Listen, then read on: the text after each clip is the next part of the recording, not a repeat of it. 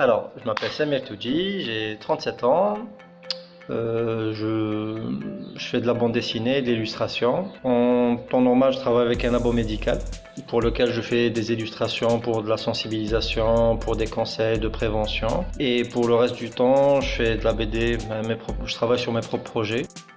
J'ai sorti un premier album en 2010 qui s'appelait Togi Diaries, avec mon personnage qui est moi. Mais un deuxième album en 2012 qui s'appelait IT Mag.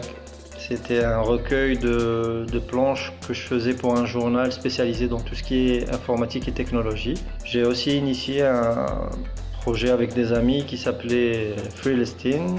Donc c'était un recueil de petites histoires de plusieurs auteurs algériens, de jeunes auteurs pour la plupart, et qui parlaient de la vision des Algériens de ce qui se passait en Palestine. Alors, quand est-ce que j'ai commencé à dessiner? Je pense que ça va pas être très original, mais je pense comme tout le monde, quand j'étais jeune. Il faut savoir qu'au début, je savais pas dessiner du tout. Et j'avais un camarade de classe qui était super fort en dessin et tout le monde l'admirait. Et je pense que c'était l'envie d'être admiré comme lui, donc j'ai essayé. Un jour, bon, il y a une camarade de classe qui me disait, ah tiens, c'est-à-dire elle a apprécié mon dessin, et c'est à partir de là que je me suis dit, c'est bon, c'est mon truc. Moi aussi, c'est mon truc. Et j'ai été encouragé, beaucoup encouragé par ma famille. Et je montrais à mon père. Un jour, il en a eu marre à chaque fois que j'allais lui montrer des reproductions, il dit bon, c'est juste pour dire vas-y, il m'a dit, pourquoi pas tu créerais pas tes propres histoires. Et c'est à partir de là. Pour son malheur, son grand malheur, voilà. C'est à partir de là que j'ai voulu faire de la BD. C'est-à-dire pour la majeure partie tous les auteurs que je connais des Algériens, on est tous des autodidactes.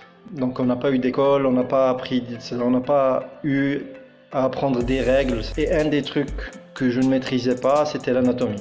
Donc j'ai essayé pas de créer, mais de dessiner le plus possible dans un style qui me permette des facilités dans l'anatomie, et je me suis retrouvé. Bon, mes influences, je t'ai dit, c'est-à-dire j'ai été influencé par plusieurs trucs, le franco-belge, le manga, pire plus de la société algérienne, de ma vie de famille, de ma vie de couple, je m'inspire de tout ce qui est geek, de jeux vidéo, de films. J'ai deux projets en cours. Le premier, c'est Nostalgeek. Alors, Nostalgeek, c'est plus ou moins la vision d'un enfant algérien entre 6 et 15 ans des années 90. C'est-à-dire de tout ce qui se passait pendant les années 90 en Algérie. Pas forcément une vision politisée ou religieuse de la chose. Ça va être la vision d'un enfant et la vision d'un geek aussi. C'est-à-dire comment ça lui a permis de vivre les années 90 et de devenir un adulte plus ou moins équilibré après tout ce qu'il a vécu. C'est-à-dire dans une des histoires, c'est-à-dire pendant les années 90, il y avait des avis de recherche de terroristes qui étaient affichés un petit peu partout au centre-ville. Et chaque lundi et jeudi après-midi, on avait droit à des western spaghetti à la télé nationale. On en avait une seule, donc c'était génial. Nous, on n'avait pas cours les lundis et jeudi après-midi. Et à chaque fois que je partais à l'école et que je voyais les avis de recherche, je voulais devenir Clint Eastwood. Ça ne veut pas dire que tous les enfants avaient ce luxe ou ce privilège. Mais voilà, c'est-à-dire moi, mes parents m'ont assez protégé de l'environnement dans lequel on vivait.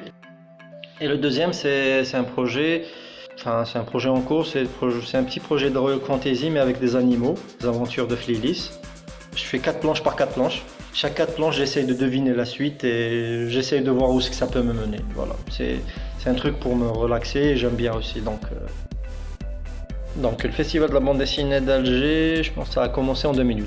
C'est-à-dire vu que c'était un festival international, il y avait des auteurs étrangers qui venaient aussi, des auteurs des autres pays d'Afrique qui venaient aussi. À partir de 2008, ce que ça a permis, le festival international, ce qu'il a permis, c'est de montrer déjà qu'il y a une nouvelle génération qui aime faire ça et qui sait faire ça.